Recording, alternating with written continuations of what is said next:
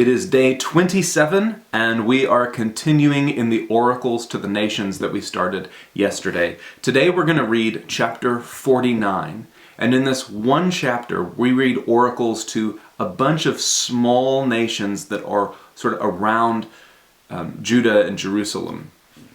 It's describing the wretched fate that awaits them, either if they resist Babylon's advances, or maybe because they have already resisted Babylon.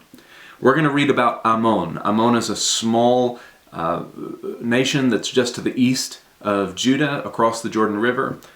It's modern-day Jordan. We're going to read about Edom. Edom is the descendants of Esau. They are a desert people that live southeast of Jerusalem. Damascus is in there. That's the capital of the nation of Syria. It's the same Damascus that you sometimes hear about on the news today. We read about Kedar and Hatzor. These seem to be smaller, like nomadic desert peoples. We don't really know much about them. And then Elam. We don't know much about Elam either. What I want you to notice in the readings today is that while Jeremiah brings a message of doom to these nations, he also sometimes brings a message of hope and restoration, how God is one day going to bring peace to the land. Now, he doesn't do this every single time without fail. He's not like legalistically patternistic about it, but he is routinely, he comes back to this. In verse 6 he does this. In verse 39 he does this. We saw it yesterday with Moab, and we saw it with Egypt. It's not just Judah who receives messages of peace and hope. It's also those who are beyond the borders of God's people.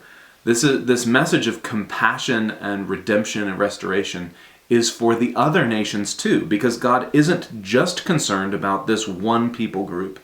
God loves the whole world, and he cares about what happens to all the nations, and he desires flourishing and wholeness and peace and well-being for all his creatures.